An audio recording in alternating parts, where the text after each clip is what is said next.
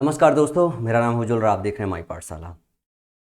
SSC phase 13 का री exam आज के दिन कंडक्ट हो रहा है और जैसा कि चेयरमैन साहब ने कहा था कि सब कुछ ठीक है, तो अभी आप लोगों के सामने बहुत सारी वीडियोज़ आ रही होगी कि बहुत सारे एग्ज़ाम में एक तो एग्ज़ाम लेट हो रहा है, बहुत सारे ऐसे जो सेंटर्स क्वालिटी सेंटर्स के नाम पे जाने जा रहे थे, वहाँ पे भी एग्ज़ाम सही से कंडक्ट नहीं हो पा रहा है। अभी टोटल 59,000 के आसपास बच्चे थे जिनका री एग्ज़ाम कंडक्ट होना था। अगर 60,000 बच्चों का री एग्ज़ाम अगर सही से कंडक्ट नहीं हो पा रहा है, तो क्या आपको लगता है कि ये एसएससी सीजीएल का एग्ज़ाम सही से कंडक्ट करा पाएँगे? अगर एसएससी सीजीएल का एग्ज़ाम कंडक्ट नहीं करा पाएँगे और सारे के सारे आपके जो शिक्षक हैं, जो आपकी मुहिम को आगे बढ़ा रहे थे, उनके आपसी डिफरेंसेस की वजह से आपका जो प्रोटेस्ट है, जो आपका आंदोलन है, वो खंडे-बस्ते में चला गया है। तो ऐसे में बड़ा सवाल है कि आप सारे के सारे बच्चे क्या करो? कई सारे सुझाव हैं, कई सारे पहल हैं जो आपको करने पड़ेंगे। उसमें कुछ ऐसी चीज़ें हैं जो घर बैठे हुए हर बच्चा कर सकता है और जिसका इम्पैक्ट बहुत बड़ा हो सकता है।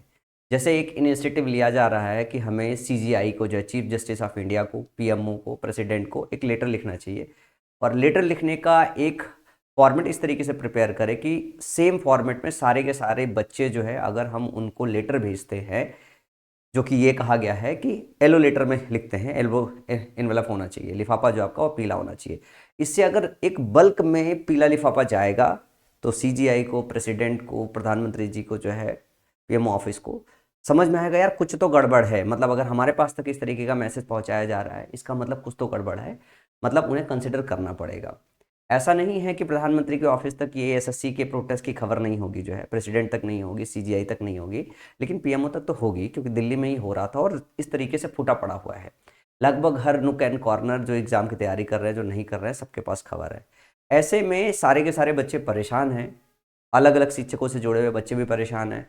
उसमें भी अलग अलग शिक्षक अलग अलग काम करने की कोशिश कर रहे हैं। जैसे कल भी मैंने एक बात बताई थी कि मैं ऐसी चीज़ का समर्थन बिल्कुल नहीं करना चाहूँगा जिसका आउटकम अनप्लान्ड हो। जैसे इलाहाबाद से लेके आपका जो है दिल्ली तक जो है मार्च करना, या पटना से लेके दिल्ली तक मार्च करना, एक लंबा रास्ता है। इस रास्ते में बच्चे बहुत थकेंगे और जो कोचिंग इंस्टीट्यूशंस इस चीज़ को समर्थन करके इनिशिएटिव ले रही है, हमें नहीं अंदाज़ा लग रहा है कि उसको एक रियल आउटकम में कन्वर्ट कर पाएंगे। फिर वो खाली कोचिंग की मार्केटिंग तक ही सीमित रह जाएगी। मैं उनके इंटेंशन पे डाउट नहीं कर रहा हूँ, लेकिन इसमें प्रॉपर जो प्लानिंग है वो कहीं ना कहीं मुझे लग रहा है लैग कर रहा है। दूसरी चीज़ ये है कि अगर सभी लोगों को लग रहा है कि बच्चे निकलेंगे, छात्र जुड़ते चले जाएंगे, छात्र जुड़ते चले जाएंगे और फिर आंदोलन बड़ा हो जाएगा, ये भी नहीं हो सकता।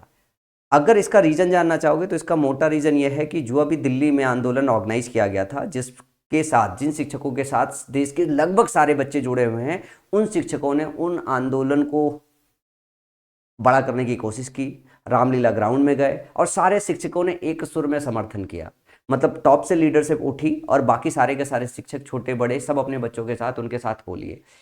ऐसा नहीं कि वहाँ पे बच्चे नहीं आए थे, पहले दिन बहुत बच्चे नहीं आते हैं, हमेशा शुरुआत ऐसे होती है। बाकी बच्चे ये देखते रहते हैं कि अगर बच्चे पहुँच रहे हैं तो हम भी पहुँचेंगे। दूसरे दिन बाकी बच्चे मानसिक रूप से तैयार हो रहे थे कि हम अब आंदोलन को और बड़ा करेंगे, 10,000 की जगह वो 1 लाख होगा, तब तक 10,000 की जगह वो मारपीट होकर खाली हो गया और आपस में शिक्षकों की रंजिश हो गई, मुआचाई होने लगी। तो ऐसे जब भी आपका ये इनिशिएटिव कोई कोचिंग इंस्टीट्यूशंस लेगा, ऐसा नहीं कि सारे कोचिंग इंस्टीट्यूशंस का मन खराब है, जिन्होंने ऑर्गेनाइज किया था उनका भी मन खराब नहीं है। कोचिंग इंस्टीट्यूशन जब भी आपका पार्टिसिपेट करेगा, वो हमेशा इसका क्रेडिट लूटना चाहेगा कि मैंने लिया, मैंने लिया, मैंने लिया।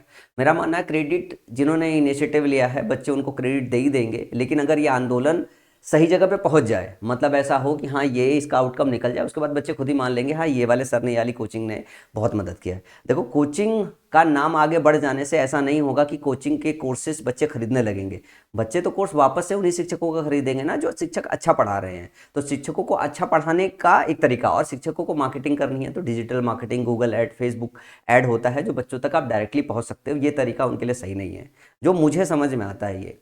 तो इन सारी चीज़ों के बीच में इस टाइम पे आप सब क्या काम करो, बहुत सारे सलाह हो सकते हैं। एक ऐसा सलाह है जिसका इनिशिएटिव मैंने नहीं लिया है। जिस मेरे पास जो मैसेज आया, मेरे पुराने शिक्षक राहुल सर हैं, राहुल सर ने मेरे को मैसेज डाला कि सर ये आप अपने बच्चों को शेयर कर दीजिए और उनको इन्वाइट कीजिए कि ये काम करे, ये शायद काम कर सकता है। और इसको मुझे भी लगा कि ये काम कर सकता है। वीडियो मेरी थोड़ी लंबी चल रही क्योंकि मुझे एक शिक्षक होने के नाते आपको सुझाव देना समझ में आ रहा है। आप मानो ना मानो उसकी अलग बात है, लेकिन हमारा जो रोल है ये है कि हम आपको मिस गाइड ना करें।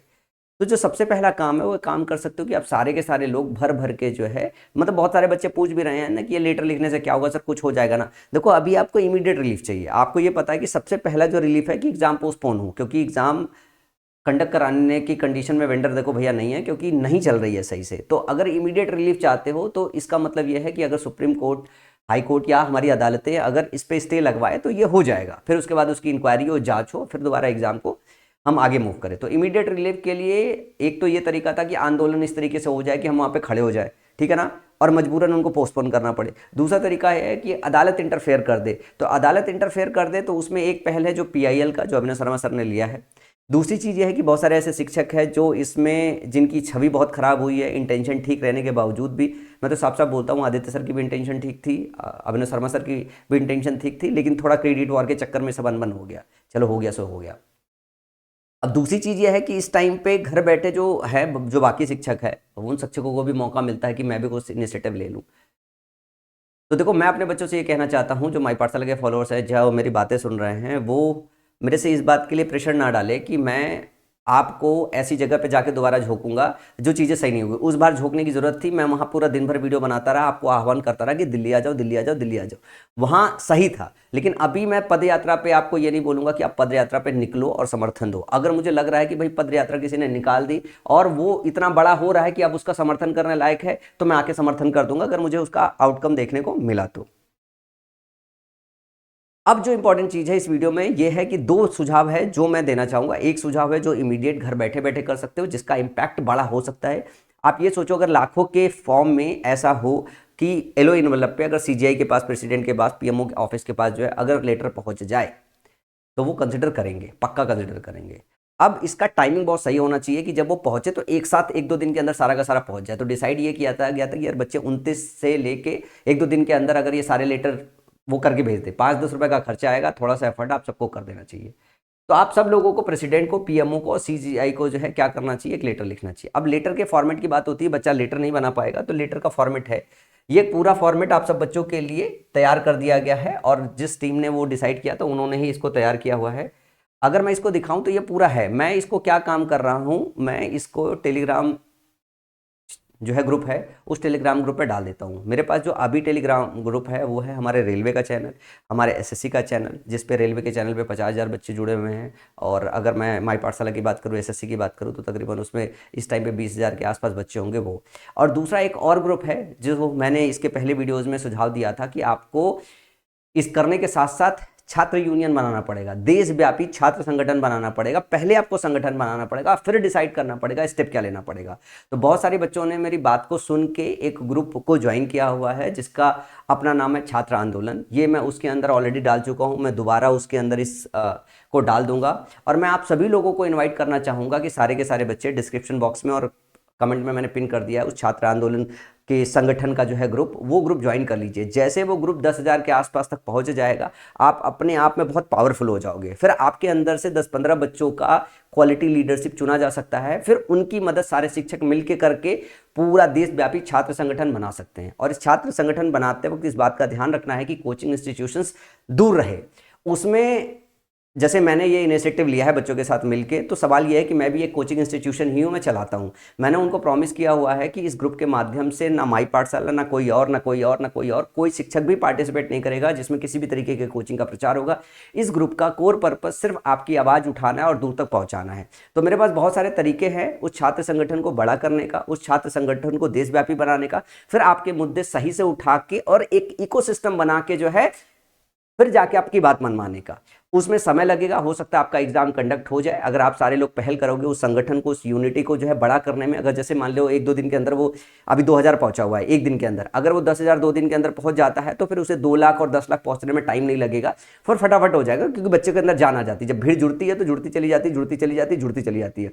और उस ग्रुप के माध्यम से हम देखो बाहर नहीं जा रहे हैं, हम बिल्कुल बाहर नहीं जा रहे हैं, हम रोड पे नहीं उतर रहे हैं। क्योंकि उस ग्रुप में पहले हम इकट्ठा होंगे, फिर हम प्लान करेंगे, मैनिफेस्टो बनाएंगे, ये हमारी प्रॉब्लम है। उसके बाद हम हर फ्रंट पे तैयारी करेंगे कि कैसे हमें कोर्ट का सहारा लेना है, कैसे हमें रोड का सहारा लेना है, कैसे हमें उनके आने वाले कॉन्सिक्वेंसेस से बचना है। जैसे मान लो मैं एक एग्जाम्पल देता हूँ, अभी मान लो आपने पटना से दिल्ली की तरफ कूच कर दिया, इलाहाबाद से दिल्ली की तरफ कूच कर दिया, इलाहाबाद से निकले, रोड पे पूरी हुजूम लगा के चल रहे, पुलिस वालों ने लाठीचार्ज कर दिया। तो उस लाठीचार्ज के बाद क्या होगा, परमिशन तो है नहीं, तो लाठी अगर चार्ज हो गया, आपके ऊपर एफआईआर दर्ज हो गई, जो अभी बातचीत चल रही थी, तो कौन जिम्मेदार होगा, कौन जिम्मेदारी उठाएगा?